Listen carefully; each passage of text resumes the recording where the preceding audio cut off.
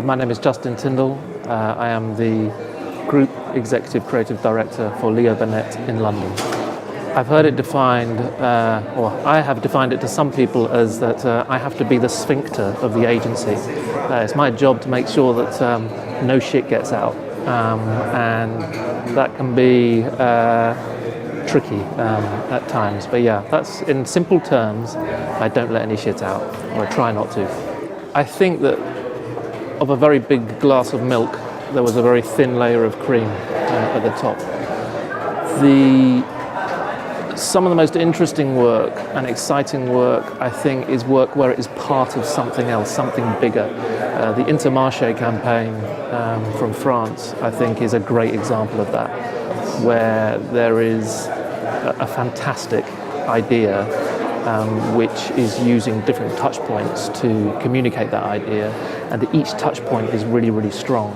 And walking around the room with 600 or so pieces of work in it, that work really stood out as looking fresh and different. It's there to engage you, and great print does through a number of different ways, through an attention-grabbing headline, or an attention-grabbing visual, or a curious visual.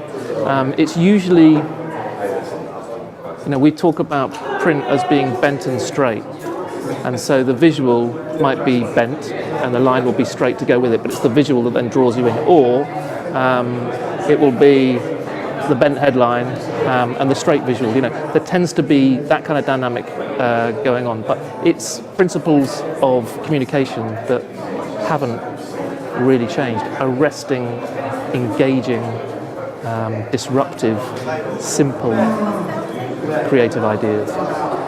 To be honest with you, I'm getting a bit weary of talking about traditional and modern. It's so media specific that actually I just think in terms of disciplines, and press is an extraordinary discipline. It has to be simple and distilled and communicate brilliantly. I think some things are brilliantly communicated in press alone. The Buick campaign for road safety is a brilliant piece of print. I don't think you necessarily need to be in other touch points in order to communicate that idea. That said, there are other campaigns where it can be part of a much broader story. So I don't think there are any hard and fast rules. I don't believe in the 360-degree thing. I think people have a hard enough time with the amount of media they have to consume. To surround the poor fucker with a kind of communication carpet bombing, I think is just is crazy. I think maybe there's a counterintuitive thing for me, which is the business talks a lot about 360-degree solutions, about trying to be everything to everybody, and actually I think the people that will succeed, the ones that will win, are the ones that understand that actually specialisms and specialists is the way that the world is moving. And if you can construct a communications company around specialisms, and then I think you're in a more relevant, more interesting place. I don't think you can stay creative. I think you are creative or you're not. It's an agitation to be creative. It's a curse and a blessing at the same time. It's an incredibly exciting and liberating thing. It's also a desperately dark, difficult, lonely thing as well. I don't think you can choose to either stay creative or stop being creative. I think it's a need. If you're a creative person, you have to express in some way.